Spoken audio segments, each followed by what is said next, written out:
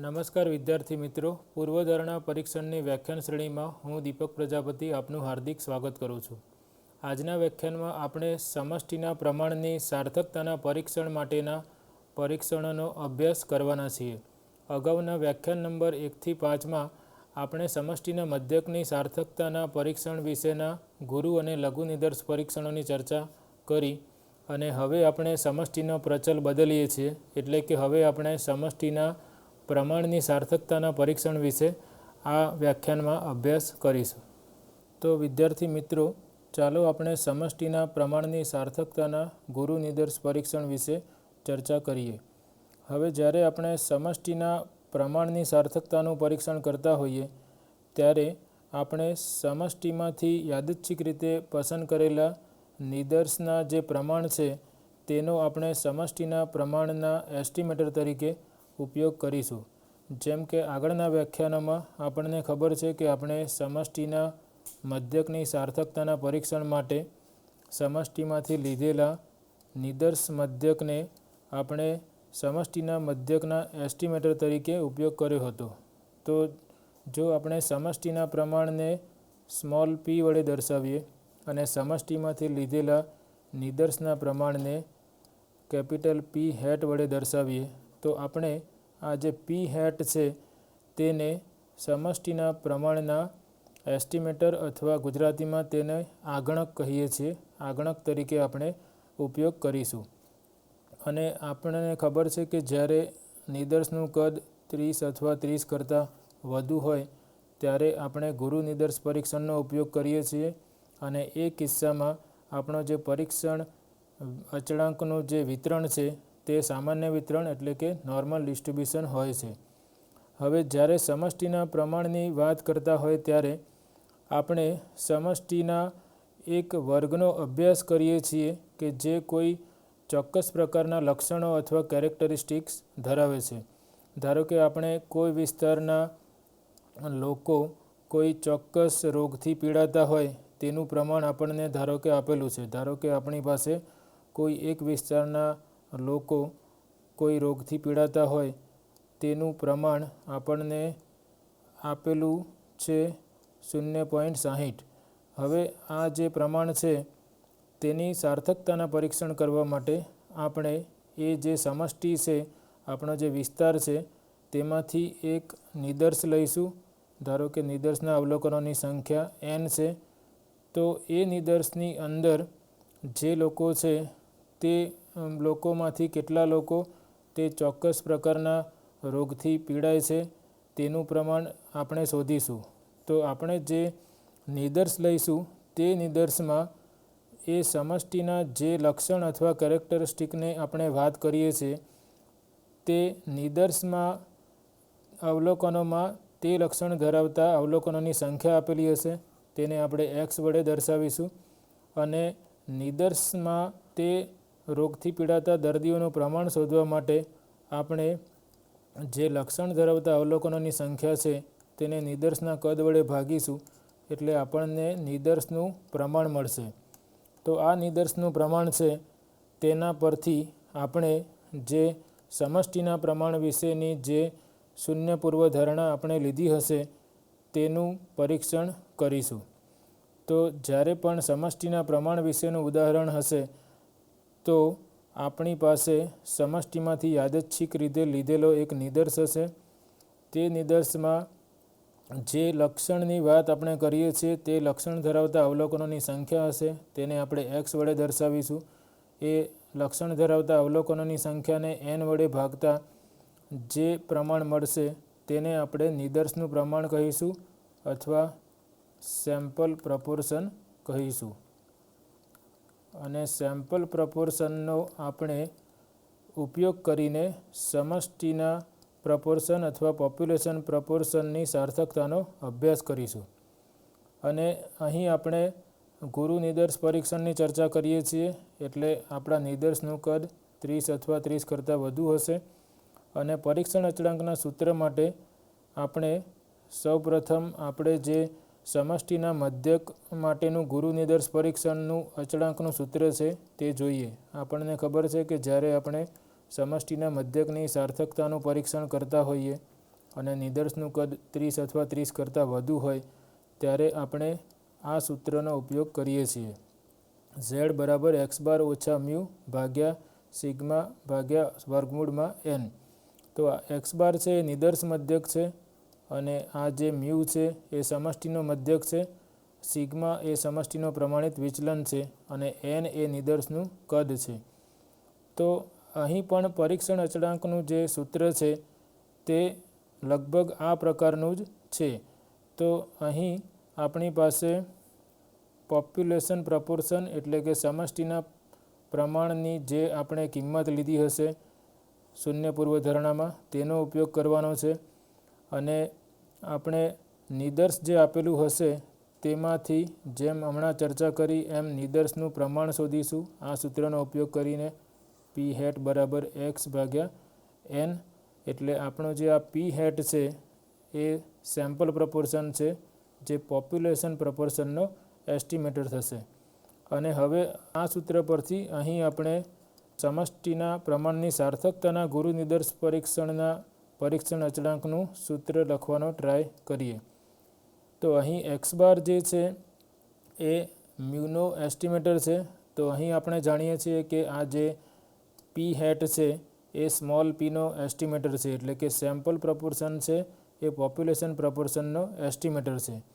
તો અહીં આપણે પી હેટ લખીશું અને અહીં આપણે પી લખીશું અને આ જે છેદમાં જે અહીં સિગ્મા ભાગ્યા વર્ગમૂળમાં n છે તેની જગ્યાએ આપણે આ યાદ રાખીશું.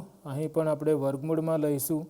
આ જે પોપ્યુલેશન પ્રપોર્શનની જે કિંમત છે એને આપણે એની સાથે ગુણાકારમાં આપણે 1 ઓછા પોપ્યુલેશન પ્રપોર્શન જે મળે તે અને nથી ભાગાકાર કરીશું. તો આ થયું પરીક્ષણ અચળાંકનું સૂત્ર જે સ્ટાન્ડર્ડ નોર્મલ વિતરણને અનુસરે છે એટલે કે ઝેડ વિતરણને અનુસરે છે. તેથી જ્યારે પણ આપણે કટોકટીનો પ્રદેશ શોધીશું ત્યારે આપણે ઝેડ ટેબલનો ઉપયોગ કરીશું અથવા સ્ટાન્ડર્ડ નોર્મલ ટેબલનો ઉપયોગ કરીશું. તો હવે આપણે ઉદાહરણથી આ જે સેમ્પલ અને સમષ્ટિના જે પ્રપોર્શનો છે તેનો ઉપયોગ કરીને પોપ્યુલેશન પ્રપોર્શનની સાર્થકતાનું પરીક્ષણ કેવી રીતે કરવું તે જોઈએ. તો અહીં જે માહિતી આપેલી છે તે આપણે જોઈએ. ઉદાહરણ 1માં એક બ્લડ બેંકમાં વર્તમાન 150 રક્તદાનના એક નમૂનામાં 82 ટાઈપ એ પ્રકારના બ્લડ છે. શું આ માહિતી આપણને એવું સૂચવે છે કે ટાઈપ એ પ્રકારના રક્તદાનની વાસ્તવિક ટકાવારી 40% કરતાં જુદી છે અને 40% એ ટાઈપ એ બ્લડ ધરાવતા સમષ્ટિની ટકાવારી છે. તો અહીં આપણે સમષ્ટિનું જે પ્રમાણ છે તે આપણને 40% આપેલું છે એટલે કે પી બરાબર 0.40 અને આપણું જે નિદર્શ છે તેમાં આપણે નિદર્શનું કદ લીધેલું છે 150. આપણી પાસે 150 રક્તદાનના નમૂના છે અને એ 150માંથી જે 82 બ્લડ છે તે ટાઈપ એ પ્રકારના બ્લડ છે. એટલે આપણું જે અહીંયા લક્ષણ જે છે જેનું આપણે પરીક્ષણ કરવાનું છે તે ટાઈપ એ પ્રકારના બ્લડની સંખ્યા છે. એટલે આ જે એક્સ બરાબર આપણે એવું કહી શકીએ કે ટાઈપ એ પ્રકારના બ્લડ ધરાવતા અવલોકનોની સંખ્યા. ટાઈપ એ પ્રકારના બ્લડ ધરાવતા અવલોકનોની સંખ્યા આપેલા નિદર્શમાંથી. આપણને એવું આપ્યું છે કે 150 રક્તદાનના એક નમૂનામાં 82 ટાઈપ એ પ્રકારના બ્લડ છે. એટલે આપણું જે એક્સનું મૂલ્ય છે એ 82 આપેલું છે અને નિદર્શનું કદ છે એ 150 આપેલું છે. તો જ્યારે પણ સમષ્ટિના પ્રમાણની સાર્થકતાનું પરીક્ષણ હશે ત્યારે આપણને નિદર્શનું પ્રમાણ ડાયરેક્ટલી આપેલું નહીં હોય. આપણને નિદર્શના અવલોકનોની સંખ્યા આપી હશે અને એ અવલોકનોમાંથી જે કેરેક્ટરિસ્ટિક અથવા લક્ષણનો આપણે અભ્યાસ કરવા માગીએ છીએ તે લક્ષણ ધરાવતા અવલોકનોની સંખ્યા આપી હશે. તો નિદર્શનું જે પ્રમાણ મળશે તે આપણને આ સૂત્રના ઉપયોગથી મળશે x/n. તો આ જે કેપિટલ પી હેટ છે તેને આપણે નિદર્શ પ્રમાણ તરીકે લઈએ છીએ. તો નિદર્શ પ્રમાણ આપણું થશે 82/150, જે આપણને મળે છે 0.5467. તો અહીં આપણે જોઈ શકીએ છીએ કે નિદર્શનું પ્રમાણ છે એ 0.5467 છે. અને અહીં આપણે એવું નક્કી કરવાનું છે કે જે ટાઈપ એ બ્લડ ધરાવતા સમષ્ટિની ટકાવારી 0.40 છે તે આ જે નિદર્શ પરથી જે મળે છે પુરાવા તેનું સમર્થન કરે છે કે નથી કરતી. તો અહીં આપણી જે શૂન્ય પૂર્વધારણા છે તે આપણે લઈશું કે સમષ્ટિનું પ્રમાણ 0.40 અથવા 40% છે. અને આપણે એવું અહીં નક્કી કરવાનું છે કે ટાઈપ એ પ્રકારના રક્તદાનની વાસ્તવિક ટકાવારી 40% કરતાં જુદી છે. તો આપણી જે વૈકલ્પિક પૂર્વધારણા છે તે આપણે લઈશું પી એ 0.40 બરાબર નથી. અને અહીં સાર્થકતાની કક્ષા આપણને 0.01 આપી છે. તો તે પણ આપણે ધ્યાનમાં લેવાની છે. 0.01 સાર્થકતાની કક્ષાનો આપણે ઝેડ ટેબલમાં ઉપયોગ કરીશું જ્યારે આપણે કટોકટીનો પ્રદેશ શોધીશું ત્યારે.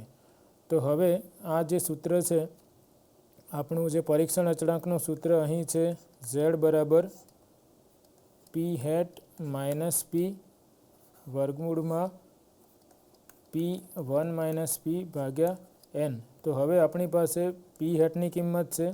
આ જે પીની કિંમત છે તે આપણે શૂન્ય પૂર્વધારણામાં જે 0.40 લીધી છે એ લઈશું. 1 - P બરાબર 0.60 થશે અને n બરાબર આપણને 150 આપેલા છે. તો આ માહિતીનો ઉપયોગ કરીને હવે આપણે પરીક્ષણ અચળાંકની કિંમત શોધીએ, જેને આપણે અંગ્રેજીમાં ટેસ્ટ સ્ટેટિસ્ટિક કહીએ છીએ. તો ટેસ્ટ સ્ટેટિસ્ટિક અહીં ઝેડ બરાબર સેમ્પલ પ્રપોર્શન એટલે નિદર્શનું પ્રમાણ ઓછા સમષ્ટિનું પ્રમાણ એટલે પોપ્યુલેશન પ્રપોર્શન વર્ગમૂળમાં P1 - P/n.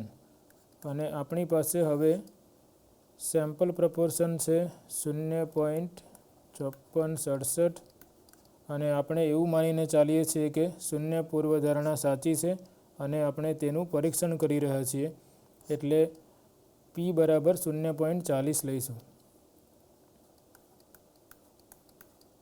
અને વર્ગમૂળમાં અહીં આપણે 0.40 1 ઓછા 0.40 જે 0.60 થશે અને એનની કિંમત 150 એટલે નિદર્શનું કદ આપણને 150 આપેલું છે.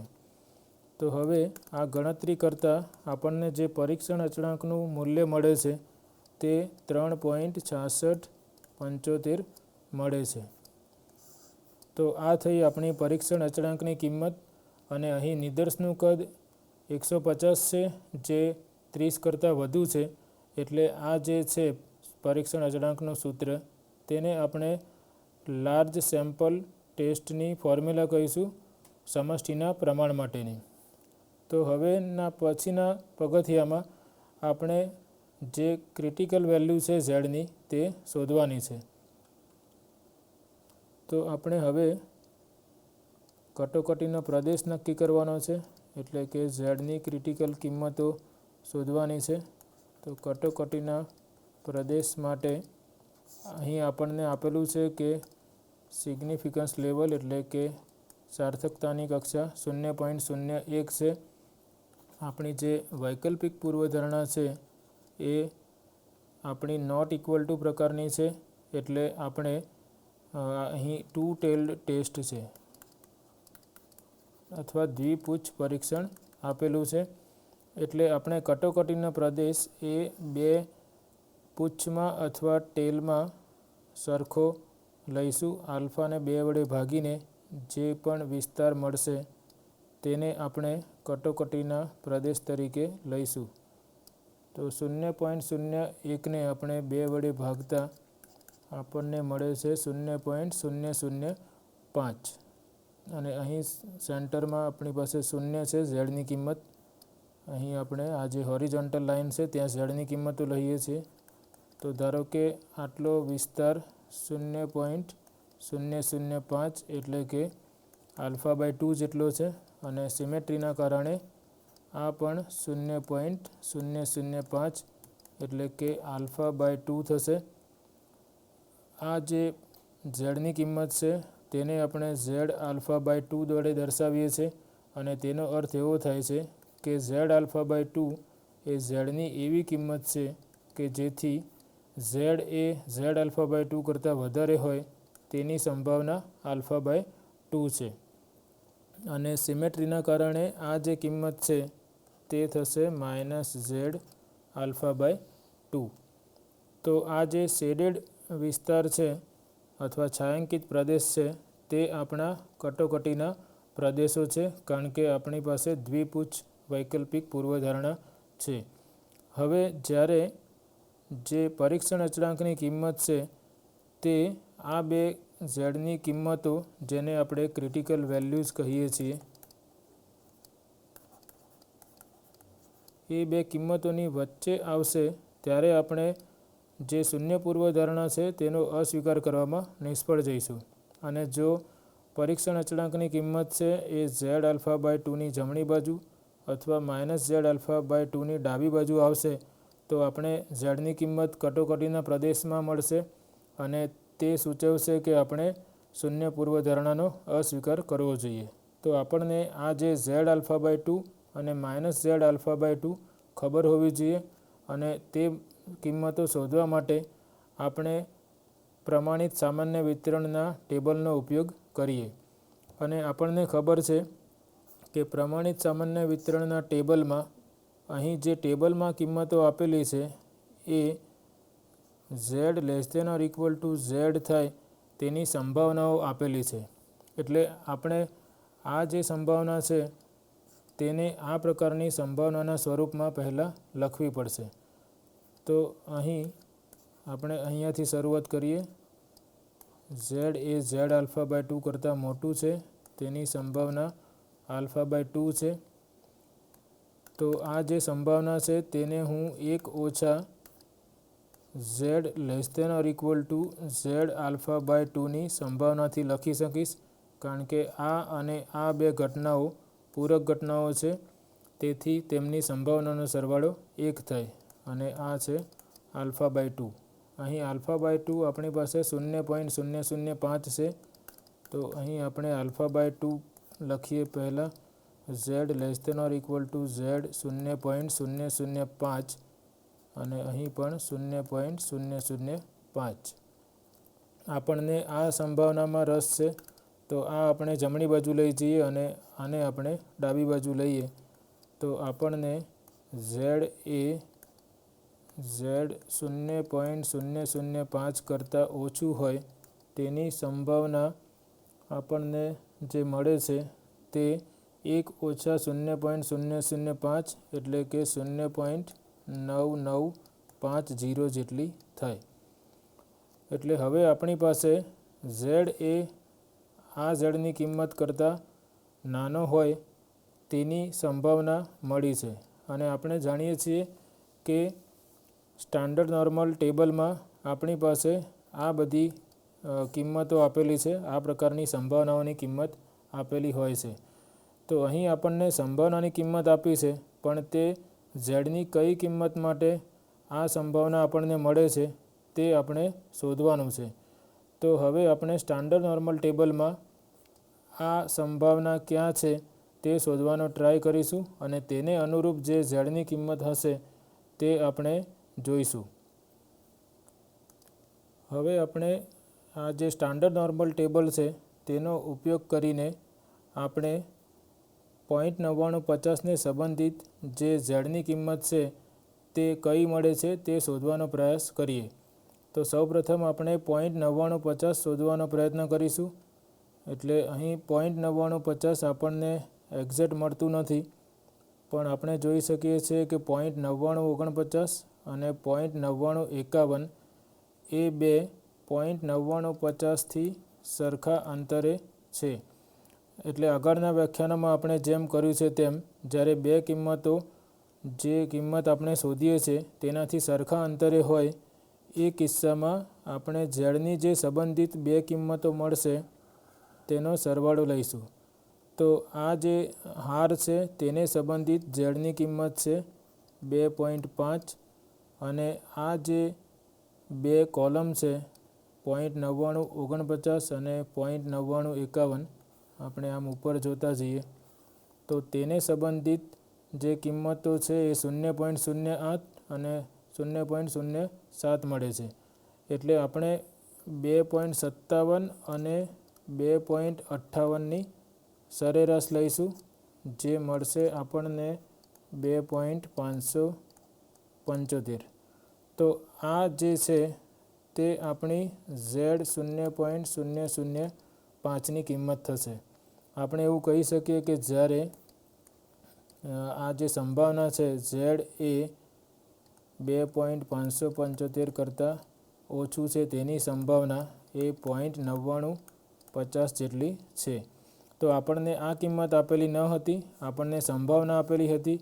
તો આપણે આ સંભાવના ઝેડની કઈ કિંમત માટે થાય તે શોધ્યું. તે માટે આપણે 0.9950 આપણને એક્ઝેક્ટ વેલ્યુ ન મળી એટલે આપણે 0.9949 અને 0.9951ને સંબંધિત ઝેડની જે કિંમતો મળી તે બેની સરેરાશ લીધી અને આપણને જે ક્રિટિકલ કિંમત મળી એ 2.575 મળી. તો અહીં આપણે લખીશું કે ઝેડ 0.005 બરાબર 2.57 વત્તા 2.58 ભાગ્યા 2 અને આ જે સરેરાશ આપણને મળે છે ઝેડ 0.005 તે આપણને 2.575 જેટલી મળે છે. તો આ થઈ આપણી ક્રિટિકલ વેલ્યુ જે અહીં આપણે લખીએ 2.575 અને આ તેનું નેગેટિવ છે એટલે -2.575 થશે. હવે આપણે જાણીએ છીએ કે જ્યારે જે આપણી પરીક્ષણ અચળાંકની કિંમત છે એ 2.575થી વધુ અથવા -2.575થી ઓછી હશે ત્યારે આપણે કટોકટીના પ્રદેશમાં જઈશું અને એ કિસ્સામાં આપણે શૂન્ય પૂર્વધારણાનો અસ્વીકાર કરીશું. અને આ બે કિંમતોની વચ્ચે જો પરીક્ષણ અચળાંકની કિંમત આવે તો આપણે કટોકટીના પ્રદેશની બહાર છીએ એટલે આપણે શૂન્ય પૂર્વધારણાનો અસ્વીકાર કરવામાં નિષ્ફળ જઈશું. તો અહીં આપણે ઝેડની જે કિંમત મળી છે તે 3.6675 છે અને તે આપણે જોઈ શકીએ છીએ કે આ કિંમત કરતાં વધારે છે. એટલે ઝેડની જે કિંમત છે 3.6675 પરીક્ષણ અચળાંકની જે કિંમત તે કટોકટીના પ્રદેશમાં આવે છે.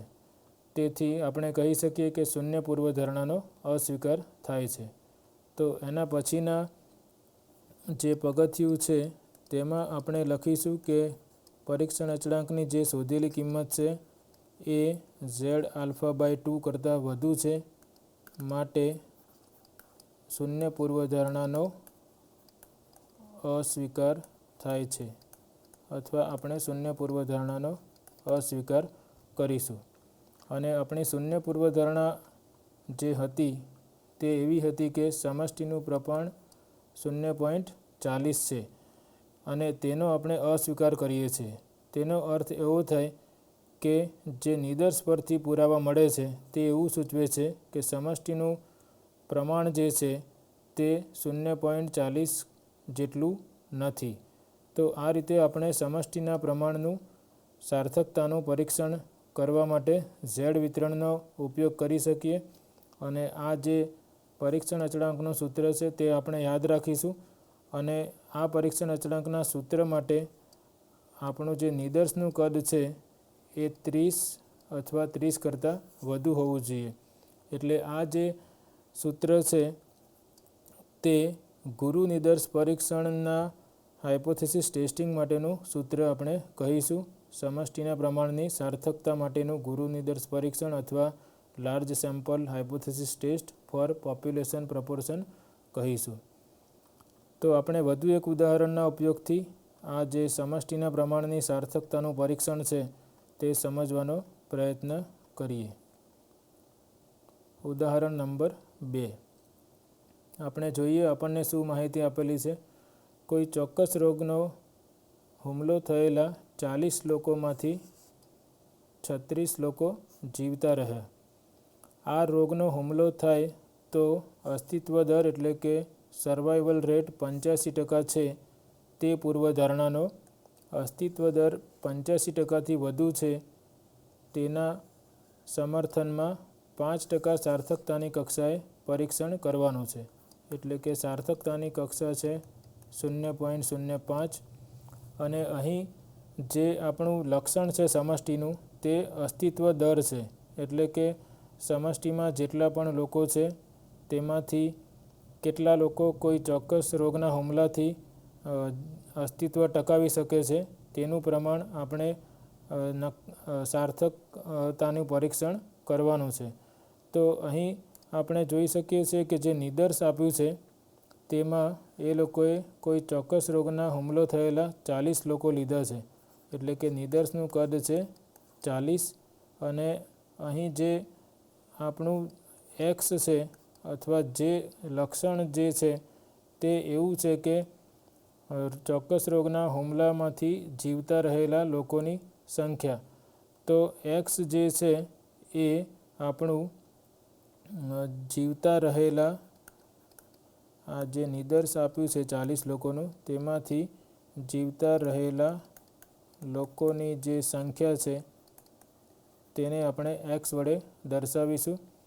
અને આ જે જીવતા રહેલા લોકોની સંખ્યા છે તેને નિદર્શના કદ વડે ભાગતા આપણને નિદર્શનું પ્રમાણ મળશે. એટલે કે એક્સ ભાગ્યા એન કરીશું. એક્સ આપણને આપેલું છે 36. એટલે નિદર્શનું પ્રમાણ આપણું જે થશે તે 36 લોકો જીવતા રહ્યા છે તેવું આપણને આપેલું છે. 40 લોકોમાંથી 36 જીવતા રહ્યા એટલે 36 ભાગ્યા 40 જે મળશે તે આપણું નિદર્શનું પ્રમાણ થશે અને તેની કિંમત આપણી પાસે 0.9 છે. એટલે જે નિદર્શનું પ્રમાણ છે તે 0.9 જેટલું આપણને મળે છે જે નિદર્શની માહિતી આપી છે તેના પરથી. અને અહીં આપણે જે શૂન્ય પૂર્વધારણા આપણને આપેલી છે અને વૈકલ્પિક પૂર્વધારણા પણ આપી છે. તમે આ વાક્ય વાંચશો તો ખબર પડશે. આ રોગનો હુમલો થાય તો અસ્તિત્વ દર 85% છે. તે પૂર્વધારણાનો અસ્તિત્વ દર 85%થી વધુ છે તેના સમર્થનમાં આપણે પરીક્ષણ કરવાનું છે. એટલે કે આપણી શૂન્ય પૂર્વધારણા આપણે લઈશું કે અસ્તિત્વ દર 85% છે. એટલે કે સમષ્ટિનું પ્રમાણ છે 0.85 અને અસ્તિત્વ દર 85%થી વધુ છે. એટલે કે P > 0.85 અને અહીં આપણે ગ્રેટર ધેન ટાઈપની જે વૈકલ્પિક પૂર્વધારણા છે તેથી આપણો જે ટેસ્ટ છે તે થશે રાઇટ ટેલ્ડ ટેસ્ટ. એટલે કે જમણી બાજુના પૂંછનું જે વિસ્તાર છે તેને આપણે કટોકટીના પ્રદેશ તરીકે લઈશું અને આલ્ફા આપણને 0.05 આપેલું છે. તો હવે આ 0.9 છે અને તેને આપણે 0.90 તરીકે પણ લખી શકીએ. તો આપણે જોઈ શકીએ છીએ કે નિદર્શનું જે પ્રમાણ છે એ 0.90 છે અને આ જે નિદર્શ પરથી જે માહિતી મળે છે અથવા નિદર્શ પરથી જે પુરાવા મળે છે તેમાં આપણે જોઈએ છે કે પ્રમાણ જે છે અથવા અસ્તિત્વનો દર છે એ 0.90 છે. એટલે કે 0.85 કરતાં વધુ છે.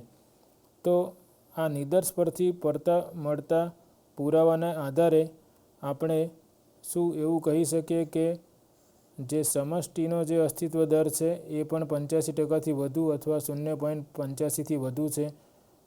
તે માટે આપણે પહેલાં શૂન્ય પૂર્વધારણા એવી લઈએ છીએ કે સમષ્ટિનું પ્રમાણ 85% છે અને તેને સાચી માનીને આપણે તેનું પરીક્ષણ કરીશું. તો હવે આ બધી માહિતી પરથી આપણે પરીક્ષણ અચળાંકનું મૂલ્ય સરળતાથી શોધી શકીશું. પરીક્ષણ અચળાંક એ z બરાબર સેમ્પલ પ્રપોર્શન ઓછા પોપ્યુલેશન પ્રપોર્શન અને અહીં આપણે p ઇન્ટુ 1 - p ભાગ્યા n લખીશું. અને અહીં આપણે જોઈ શકીએ છીએ કે નિદર્શનું જે કદ છે એ 30 કરતાં વધુ છે. તેથી આપણે આ જે સૂત્ર છે z બરાબર આ જે પરીક્ષણ અચળાંકનું સૂત્ર છે તે વાપરી શકીએ છીએ. જો નિદર્શનું કદ 30 કરતાં ઓછું હોય તો આપણું નિદર્શ લઘુ નિદર્શ થશે અને એ કિસ્સામાં આપણે આ પરીક્ષણ અચળાંકનો ઉપયોગ કરવાનો નથી. એટલે જ્યારે પણ આપણે z વિતરણનો ઉપયોગ કરીશું ત્યારે આપણે ધ્યાન રાખીશું અથવા આપણે ચકાસીશું કે નિદર્શનું કદ 30 અથવા 30 કરતાં વધુ છે કે નહીં. હવે આપણી પાસે આ જે નિદર્શનું પ્રમાણ છે તે આપણે શોધેલું છે એ 0.90 છે. આપણે શૂન્ય પૂર્વધારણા સાચી માની છે એટલે સમષ્ટિનું પ્રમાણ છે એ 0.85 છે. અને હવે આપણે અહીં 0.85 અને 1 ઓછા 0.85 એટલે 0.15 અને વર્ગમૂળમાં n આપણું છે 40. n એટલે નિદર્શનું કદ. તો હવે આ બધી ગણતરીઓ કરતાં આપણને જે પરીક્ષણ અચળાંકનું મૂલ્ય મળે છે એ 0.8856 જેટલું મળે છે. તો હવે આપણે એવું ચકાસીશું કે જે આ પરીક્ષણ અચળાંકનું મૂલ્ય છે એ કટોકટીના પ્રદેશમાં આવે છે કે નહીં. તો તે માટે આપણે સૌપ્રથમ જોવું પડશે કે આપણી જે વૈકલ્પિક પૂર્વધારણા છે એ 1-tailed ટાઈપની છે કે 2-tailed ટાઈપની છે. અહીં આપણી વૈકલ્પિક પૂર્વધારણા છે proportion is greater than 0.85 એટલે કે ગ્રેટર ધેન પ્રકારની વૈકલ્પિક પૂર્વધારણા છે. તેથી આપણે જમણી બાજુની ટેલમાં જે વિસ્તાર મળશે તેને આપણે કટોકટીના પ્રદેશ તરીકે લઈશું. અને સાર્થકતાની કક્ષા આપણને 0.05 આપેલી છે એટલે આપણે આ જે ઝેડની કિંમત છે તેને z આલ્ફા વડે દર્શાવીશું અને તેની જમણી બાજુનો જે વિસ્તાર છે તેનું ક્ષેત્રફળ 0.05 થશે. અથવા આપણે કહી શકીએ કે આ જે સંભાવના છે z એ z આલ્ફા કરતાં મોટું છે તે 0.05 છે. તો જ્યારે પણ આપણે કટોકટીનો પ્રદેશ નક્કી કરીએ છીએ ત્યારે આપણે એ ચોક્કસ ધ્યાન રાખવાનું છે કે વૈકલ્પિક પૂર્વધારણાનો પ્રકાર કેવો છે. જો વૈકલ્પિક પૂર્વધારણા નોટ ઇક્વલ ટુ પ્રકારની હોય તો કટોકટીનો પ્રદેશ બંને ટેલમાં આપણે જોઈશું અને જો લેસ ધેન પ્રકારની હોય તો કટોકટીનો પ્રદેશ લેફ્ટ ટેલમાં રાખીશું. જો ગ્રેટર ધેન પ્રકારની હોય તો કટોકટીનો પ્રદેશ રાઇટ ટેલમાં રાખીશું. તો હવે આપણે ઝેડની એવી કિંમત શોધવાની છે કે જેથી આ સંભાવના 0.05 થાય. તો આપણે આ જે સંભાવના છે z greater than z alpha બરાબર 0.05 તેમાં આ જે ઘટના છે તેની પૂરક ઘટનાની સંભાવના થશે. આ જે સંભાવના છે તેને આપણે 1 ઓછા તેની પૂરક ઘટનાની સંભાવના તરીકે લખીએ એટલે આપણને મળશે 0.05. માટે આ જે સંભાવના છે z less than or equal to z alpha એ થશે 1 ઓછા 0.05 એટલે કે 0.95. તો હવે આપણે આલ્ફા બરાબર 0.05 છે અને આપણો જે ટેસ્ટ છે એ રાઇટ ટેલ્ડ ટેસ્ટ છે. એટલે હવે આપણે z આલ્ફા અથવા z 0.05ની એવી કિંમત શોધવાની છે કે જેથી આ સંભાવના 0.95 છે. એટલે જે z ટેબલ છે ત્યાં આપણે 0.95 કઈ ઝેડની કિંમતને અનુરૂપ આવે છે તે શોધીશું. તો હવે ફરી પાછા આપણે સ્ટાન્ડર્ડ નોર્મલ ટેબલનો ઉપયોગ કરીએ. તો અહીં આપણે 0.95 ક્યાં આવે છે તે શોધવાનું છે અહીં પણ ટ્રાયલ એન્ડ એરરથી જ આપણે શોધવાનું છે. આ જે બધી કિંમતો આપેલી છે ટેબલમાં એ લેસ ધેન પ્રકારની સંભાવનાઓ છે. તો અહીં આપણે જોઈ શકીએ છીએ કે આપણને 0.95 એક્ઝેક્ટ મળતું નથી, પણ આપણને બે કિંમતો મળે છે જે 0.95થી સરખા અંતરે છે. 0.9495 જેને આપણે 2 દશાંશ સ્થળ સુધી રાઉન્ડ અપ કરીએ તો આપણને 0.95 મળશે. તે જ રીતે 0.9505 અને આ બંનેનું અંતર 0.95થી સરખું છે. તેથી આપણે આ બંને કિંમતોને સંબંધિત જે ઝેડની કિંમતો મળે તેની આપણે સરેરાશ લેવી પડશે. તો આ કિંમતને અનુરૂપ ઝેડની કિંમત મળે છે તે 1.6 વત્તા 0.04 એટલે કે 1.64 મળે છે.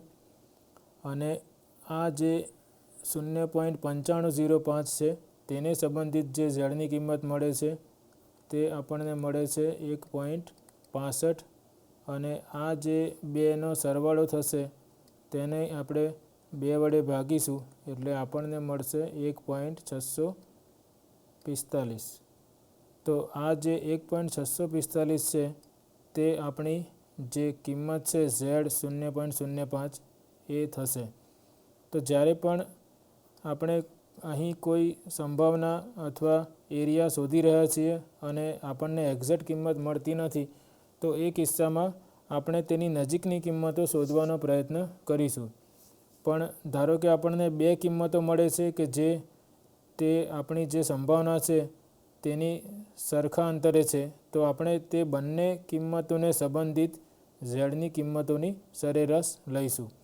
તો અહીં 1.64 અને 1.65 એ બંને આ 0.9950ને સંબંધિત ઝેડની કિંમતો છે અને તેમની સરેરાશ લેતા આપણને ઝેડની ક્રિટિકલ વેલ્યુ મળે છે 1.645. એટલે અહીં આપણે લખીશું ઝેડ આલ્ફા બરાબર 1.645. તો આ જે આપણી ક્રિટિકલ વેલ્યુ છે તે થાય છે 1.645. અને આ જે ક્રિટિકલ કિંમત છે તેની જમણી બાજુનો પ્રદેશ કટોકટીનો પ્રદેશ છે. એટલે હવે આપણે ઝેડની કિંમતને આ કિંમત સાથે સરખાવીએ. ઝેડની કિંમત આપણને 0.8856 મળી છે, એટલે કે તે આ કિંમત કરતાં ઓછી છે. તે અહીં ક્યાંક હોઈ શકે. 0.8856 આ જે પરીક્ષણ અચળાંકની કિંમત છે તે છે. તો અહીં આપણે જોઈ શકીએ છીએ કે પરીક્ષણ અચળાંકની કિંમત એ કટોકટીના પ્રદેશની બહાર છે. તેથી આપણે શૂન્ય પૂર્વધારણાનો અસ્વીકાર કરવામાં નિષ્ફળ જઈએ છીએ. તો હવે આપણે આપણો નિર્ણય લખીશું કે ઝેડની જે કિંમત છે તે ઝેડ આલ્ફા એટલે કે 0.05 ઝેડ 0.05 કરતાં ઓછી છે. માટે જે શૂન્ય પૂર્વધારણા છે તેનો અસ્વીકાર કરવામાં આપણને નિષ્ફળતા મળે છે. અને આપણી શૂન્ય પૂર્વધારણા શું હતી? શૂન્ય પૂર્વધારણા હતી કે જે સમષ્ટિનું પ્રમાણ છે એ 0.85 છે અથવા અસ્તિત્વ દર છે એ 85% છે. તો આપણે આ પૂર્વધારણાનો અસ્વીકાર કરવામાં નિષ્ફળ જઈએ છીએ. એટલે કે આપણે આ જે વૈકલ્પિક પૂર્વધારણા છે તેનું સમર્થન કરી શકતા નથી. જ્યારે પણ આપણે પૂર્વધારણા પરીક્ષણ કરીશું ત્યારે આપણે જે નિર્ણય છે તે બે પ્રકારનો હશે. શૂન્ય પૂર્વધારણાનો અસ્વીકાર થાય છે અથવા શૂન્ય પૂર્વધારણાનો અસ્વીકાર થતો નથી. તો જ્યારે શૂન્ય પૂર્વધારણાનો અસ્વીકાર થાય છે ત્યારે જે પુરાવા છે તે વૈકલ્પિક પૂર્વધારણાનું સમર્થન કરે છે તેવું કહી શકાય. પણ જ્યારે શૂન્ય પૂર્વધારણાનો અસ્વીકાર કરવામાં નિષ્ફળતા મળે ત્યારે આપણે એવું કહી શકતા નથી. તો જ્યારે પણ તમે પૂર્વધારણા પરીક્ષણ કરો છો ત્યારે આપણે પ્રથમ પ્રકારની ભૂલ થવાની સંભાવનાની કક્ષા એટલે કે સાર્થકતાની કક્ષા આપણે નક્કી કરીએ છીએ. અહીં આપણે 5% સાર્થકતાની કક્ષાએ પરીક્ષણ કર્યું. એટલે આપણે 95% ચોક્કસ છીએ કે શૂન્ય પૂર્વધારણાનો અસ્વીકાર કરવામાં નિષ્ફળતા મળે છે.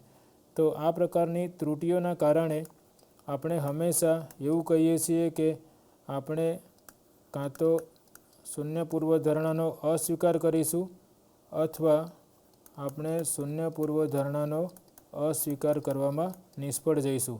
આપણે ક્યારેય એવા વાક્યનો ઉપયોગ નહીં કરીએ કે શૂન્ય પૂર્વધારણાનો સ્વીકાર થાય છે અથવા શૂન્ય પૂર્વધારણાનો સ્વીકાર થતો નથી.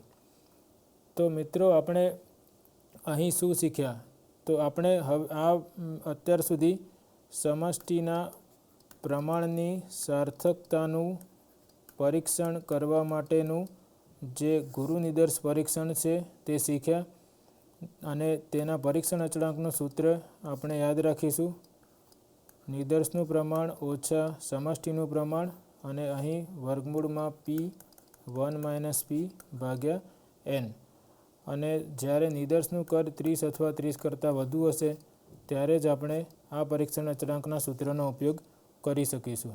અને સેમ્પલ પ્રપોર્શન એટલે કે નિદર્શનું પ્રમાણ એ નિદર્શના અવલોકનોની સંખ્યા અને અંશમાં જે લક્ષણનું આપણે ચર્ચા કરી રહ્યા છીએ, જે ઉદાહરણ આપેલું છે તેમાં, તે લક્ષણ ધરાવતા અવલોકનોની સંખ્યા એને આપણે કેપિટલ X વડે દર્શાવી.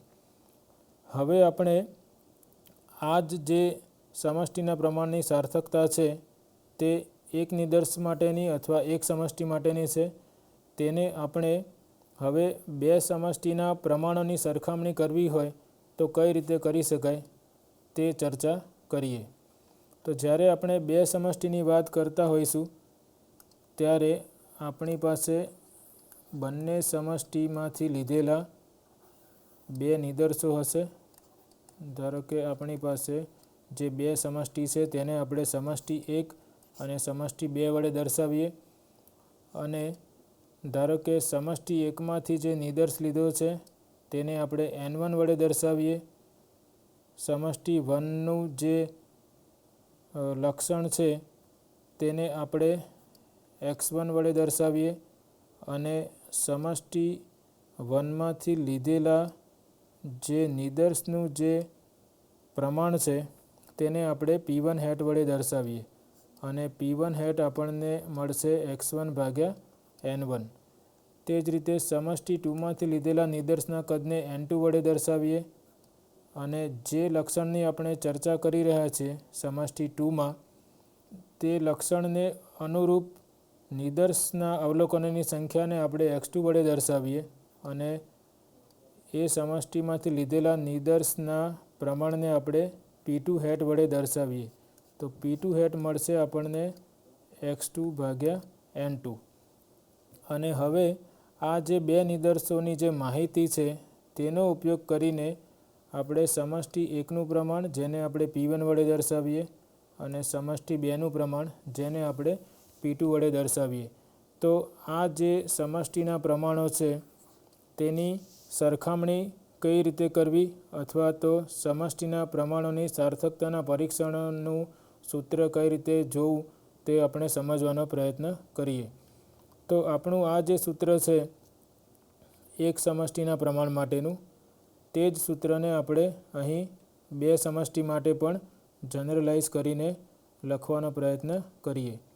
જો આપણી પાસે એક સમષ્ટિ છે તો પરીક્ષણ અચળાંકનું સૂત્ર છે નિદર્શનું પ્રમાણ ઓછા સમષ્ટિનું પ્રમાણ અને અહીં આપણે લખીશું P1 - P/n.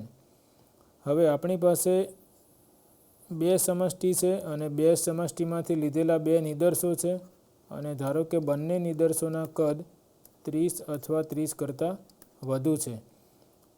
તો આ સૂત્ર પરથી આપણે બે સમષ્ટિના જે પ્રમાણો છે તેમની સાર્થકતા માટે જે ગુરુ નિદર્શ પરીક્ષણનો પરીક્ષણ અચળાંક છે તેનું સૂત્ર લખવાનો પ્રયત્ન કરીએ.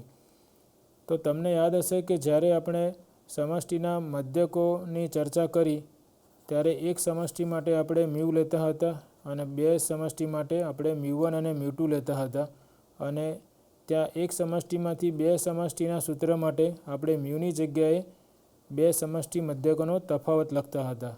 તો એ જ જનરલાઇઝેશન આપણે અહીં કરવાનું છે. અહીં પી હેટની જગ્યાએ આપણે કેપિટલ P1 હેટ ઓછા કેપિટલ P2 હેટ લખીશું.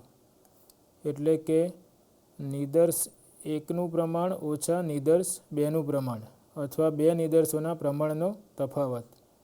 અહીં આપણે પોપ્યુલેશન પ્રપોર્શન એક સમષ્ટિ માટેનું છે, તો અહીં આપણે એ બેનો તફાવત લખીશું. તફાવત છે, આ જે તફાવત છે તે બે સમષ્ટિના પ્રમાણનો તફાવત છે. અને આ જે છે ત્યાં આપણે P1 માટે એક ટર્મ લખીશું અને બીજી ટર્મ P2 માટે લખીશું અને એ બંનેનો સરવાળો આપણે અહીં લખીશું. એટલે કે P1 1 ઓછા P1 અહીં આપણે લખીશું N1 પ્લસ P2 1 ઓછા P2 અહીં આપણે લખીશું N2. તો આ રીતે આપણે સૂત્રો યાદ રાખવાના પ્રયત્નો કરીશું, જેથી આપણે બધા જ સૂત્રો ગોખવા ના પડે. તો અહીં ફરીથી આપણે જોઈ લઈએ. આ એક સમષ્ટિ માટે છે, તો અહીંયા એક નિદર્શનું પ્રમાણ છે.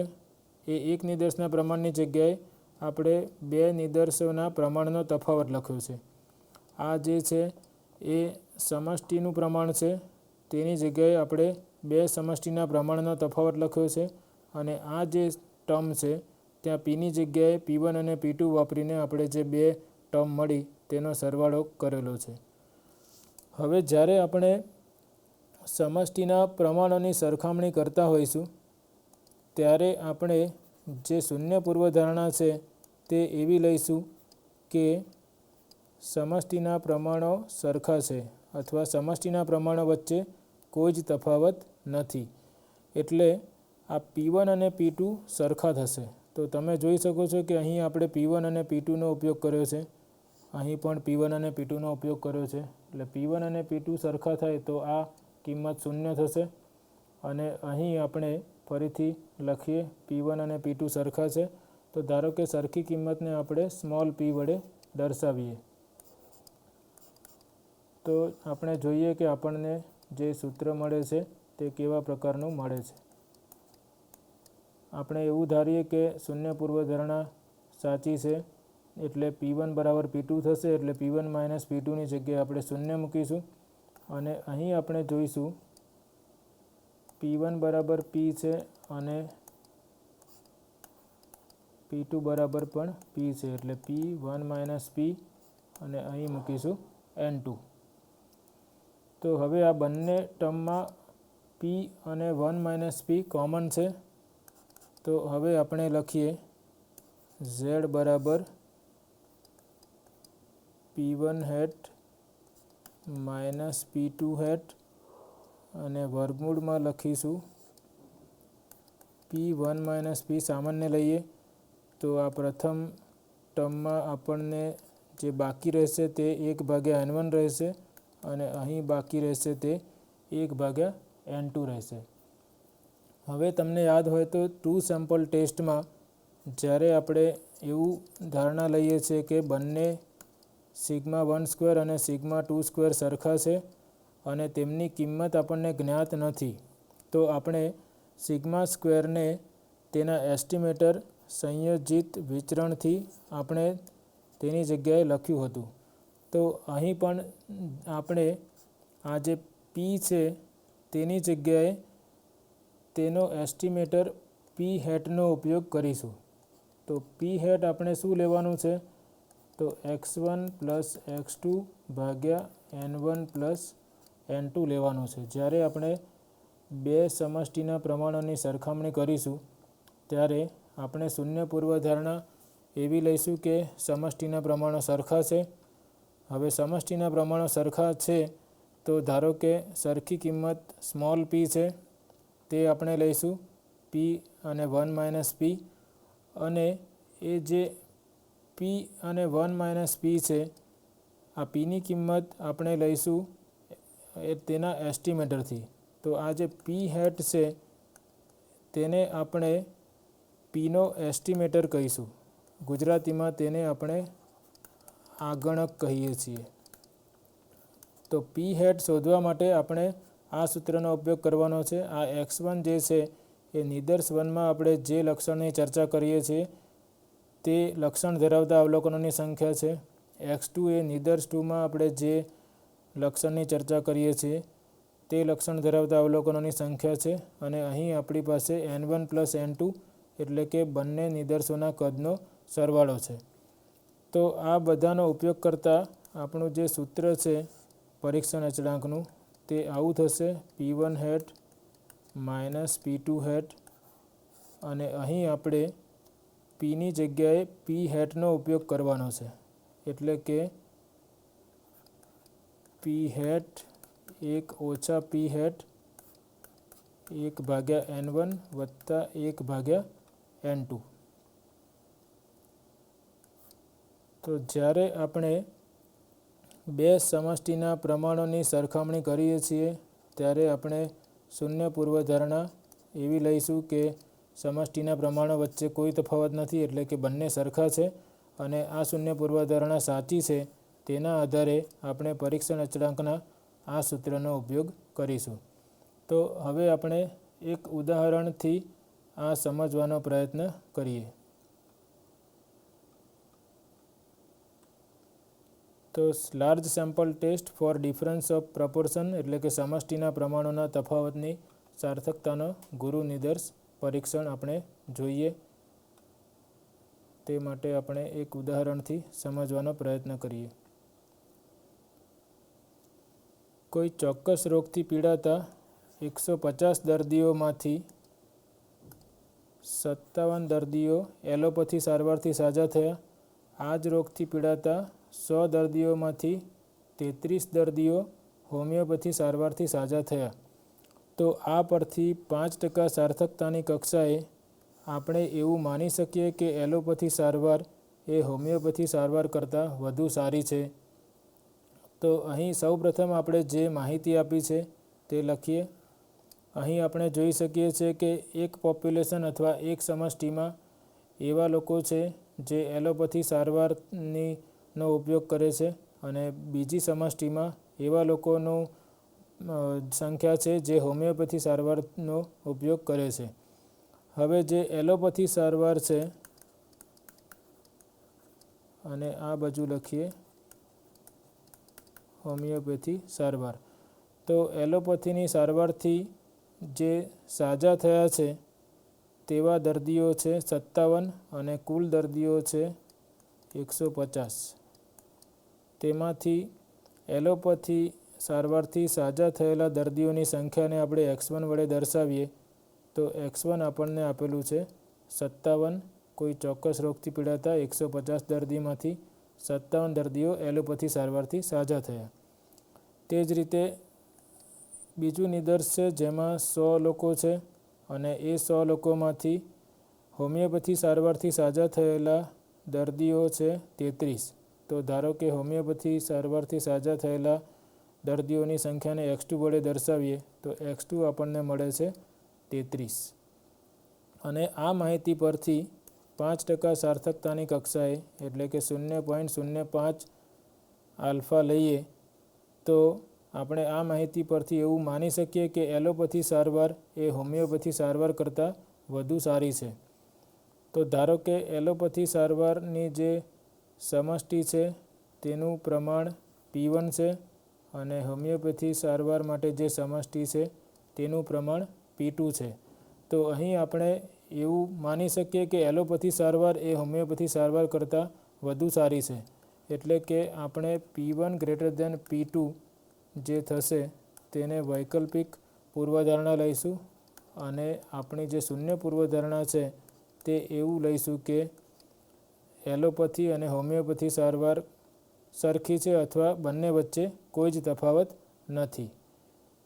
તો તેના માટે આપણે સૌપ્રથમ આ જે એલોપેથી સારવારનું જે નિદર્શ છે તેમાં નિદર્શનું પ્રમાણ શોધવું પડશે. તે આપણે સૂત્ર પ્રમાણે x1/n1 કરીશું એટલે મળશે. અહીં જે નિદર્શનું પ્રમાણ છે તે x2/n2 કરીશું તે મળશે. અને આ જે સંખ્યાઓ છે તે આપણને મળે છે 57/150 અને P1 હેટ આપણને મળશે 0.38 અને અહીં આપણી પાસે છે 33/100 એટલે કે 0.33.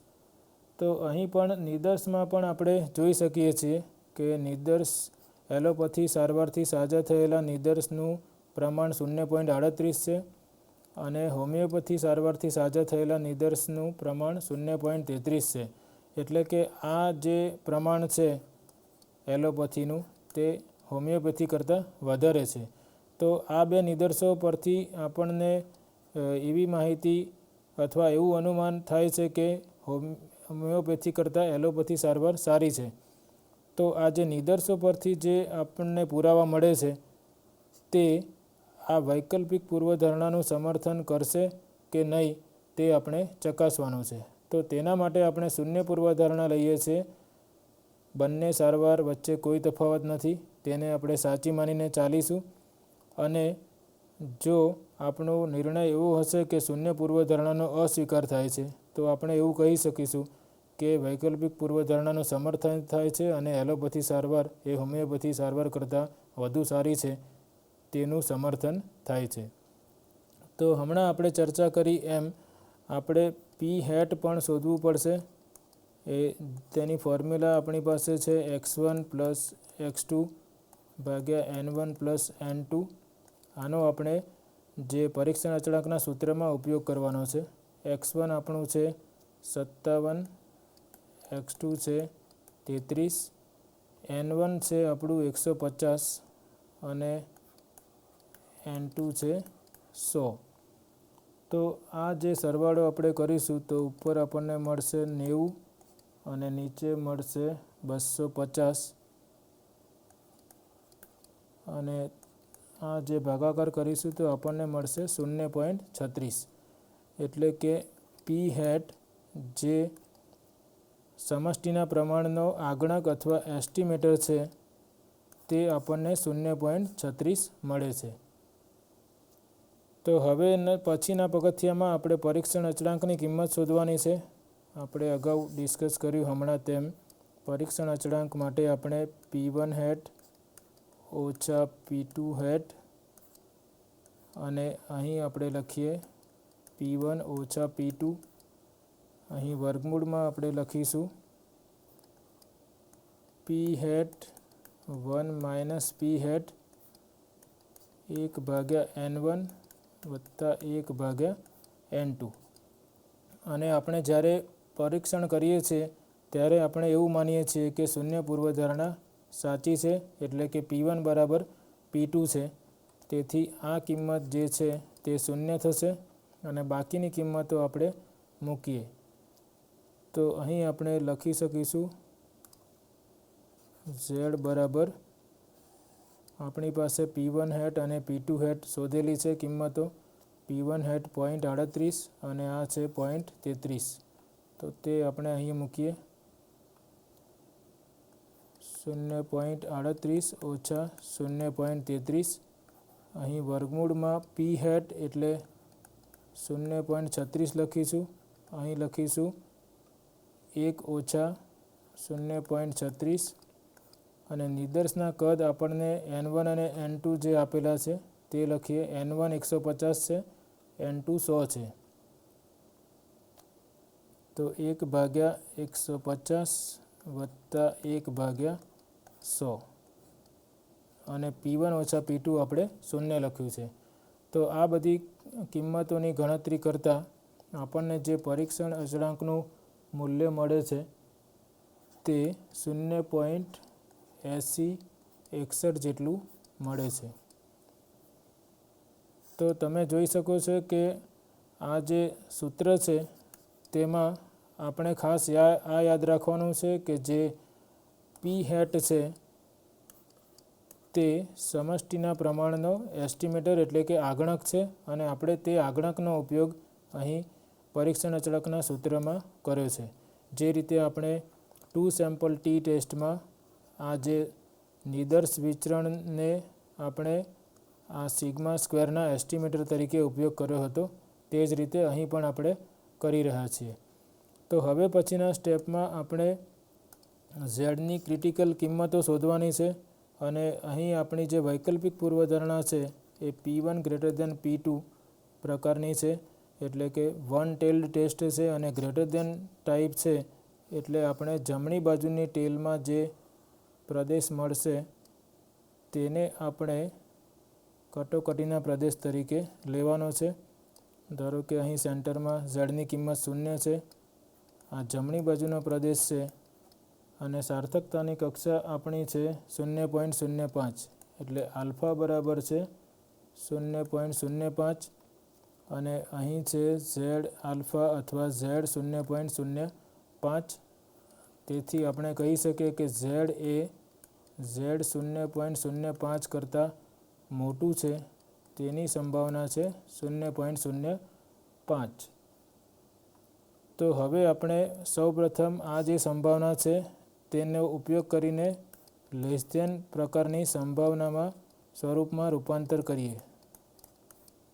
અહીં આપણી પાસે છે 0.05 અને આપણે જાણીએ છીએ કે z less than or equal to z 0.05ની સંભાવના એ 1 ઓછા આ સંભાવના થાય ઝેડ 0.05. એટલે આ જે મળશે આપણને Z less than or equal to Z 0.05 એ થશે 1 ઓછા 0.05, એટલે કે 0.95 જેટલું. તો હવે આપણે આગળના ઉદાહરણમાં પણ આ જ જોયું હતું 0.95. તો ફરીથી આપણે જોઈએ કે 0.95ને અનુરૂપ ઝેડની કિંમતો કઈ છે. તો આગળના ઉદાહરણમાં આપણે જોયું હતું કે 0.9495 અને 0.9505 એ બંને 0.95ની નજીક છે, તેથી તેને સંબંધિત ઝેડની કિંમતો 1.64 અને 1.65 એ બેની સરેરાશ મળે છે 1.645. તે આપણી ઝેડની ક્રિટિકલ કિંમત મળે છે, એટલે કે ઝેડ 0.05 બરાબર આપણે લખીશું 1.645. તો આ જે કિંમત છે તે આપણને મળે છે 1.645, એટલે પરીક્ષણ અચળાંકનું મૂલ્ય 1.645 કરતાં વધુ હશે ત્યારે આપણે રિજેક્શન રિજિયન એટલે કે કટોકટીના પ્રદેશમાં હોઈશું અને તે કિસ્સામાં આપણે શૂન્ય પૂર્વધારણાનો અસ્વીકાર કરીશું. તો હવે આપણે પરીક્ષણ અચળાંકનું જે કિંમત શોધી છે તે 0.8061 છે, એટલે કે 0.8061 એ આ કિંમત કરતાં ઓછું છે, એટલે કે આપણે કટોકટીના પ્રદેશની બહાર છીએ અને તેથી આપણે શૂન્ય પૂર્વધારણાનો અસ્વીકાર કરવામાં નિષ્ફળ જઈએ છીએ. અહીં ઝેડની જે પરીક્ષણ અચળાંકનું જે મૂલ્ય મળે છે તે ઝેડની ક્રિટિકલ કિંમત એટલે કે 1.645 કરતાં ઓછું છે, માટે શૂન્ય પૂર્વધારણાનો અસ્વીકાર કરવામાં નિષ્ફળતા મળે છે. અને આપણી શૂન્ય પૂર્વધારણા હતી કે જે સમષ્ટિના પ્રમાણો છે, એટલે કે એલોપેથી સારવારથી લીધેલા પ્રમાણ અને હોમિયોપેથિક સારવારનું પ્રમાણ, તે બે વચ્ચે કોઈ જ તફાવત નથી. તે આપણી શૂન્ય પૂર્વધારણા હતી, પણ તેનો અસ્વીકાર કરવામાં આપણને નિષ્ફળતા મળે છે, એટલે આપણે વૈકલ્પિક પૂર્વધારણા વિશે કંઈ કહી શકતા નથી. જો શૂન્ય પૂર્વધારણાનો અસ્વીકાર થયો હોત તો આપણે એવું કહી શક્યા હોત કે એલોપેથી સારવાર એ હોમિયોપેથિક સારવાર કરતાં વધુ સારી છે, પરંતુ આપણી પાસે નિદર્શો પરથી જે મળતા પુરાવા છે તે આપણને શૂન્ય પૂર્વધારણાનો અસ્વીકાર કરવામાં નિષ્ફળતા આપે છે. તેથી આપણે એવું ન કહી શકીએ કે એલોપેથી સારવાર એ હોમિયોપેથી સારવાર કરતાં વધુ સારી છે. તો આ રીતે જ્યારે પણ આપણે કોઈ બે સમષ્ટિના કોઈ લક્ષણોની સરખામણી કરવાની હોય તો આપણી પાસે x1 અને n1 આપેલું હશે. ધારો કે આ સમષ્ટિના x1 x1 એ કોઈ લક્ષણ ધરાવતા અવલોકનોની સંખ્યા છે. અહીં નિદર્શનું કદ n1 છે. તે જ રીતે x2 આ સમષ્ટિના બીજા કોઈ લક્ષણ ધરાવતા અવલોકનોની સંખ્યા છે અને નિદર્શનું કદ n2 છે. તો આપણે નિદર્શનું પ્રમાણ શોધીશું, જેને p1 હેટ અને p2 હેટ વડે દર્શાવીશું. અને આ p1 હેટ અને p2 હેટની જે કિંમતો મળે છે તેના પરથી આપણે પૂર્વધારણા પરીક્ષણ કરીશું કે સરખામણી કરીશું કે સમષ્ટિના જે પ્રમાણો છે તેની સાર્થકતાનું પરીક્ષણ કરીશું. તો આ વ્યાખ્યાનમાં આપણે જે સમષ્ટિના પ્રમાણની સાર્થકતાના પરીક્ષણની ચર્ચા કરી અને જ્યારે બે સમષ્ટિ હોય ત્યારે બે સમષ્ટિના પ્રમાણોના તફાવતની સાર્થકતાનું પરીક્ષણની પણ ચર્ચા કરી. તો વિદ્યાર્થી મિત્રો, આ વ્યાખ્યાનમાં આપણે સમજ્યા કે સમષ્ટિના પ્રમાણની સાર્થકતાનું પરીક્ષણ કરવા માટે જો નિદર્શનું કદ 30 અથવા 30 કરતાં વધુ હોય તો આપણે સામાન્ય વિતરણનો ઉપયોગ કરીને સમષ્ટિના પ્રમાણની સાર્થકતાનું પરીક્ષણ કરી શકીએ છીએ. તો આ જ રીતે આપણે જુદા જુદા પ્રચલોના સાર્થકતાના પરીક્ષણ માટેના જુદા જુદા પરીક્ષણો વિશે અભ્યાસ કર્યો છે અને આવતા વ્યાખ્યાનોમાં પણ આપણે બીજા વધુ પ્રકારના પ્રચલોની સાર્થકતાના પરીક્ષણ વિશે ચર્ચા કરીશું. Thank you.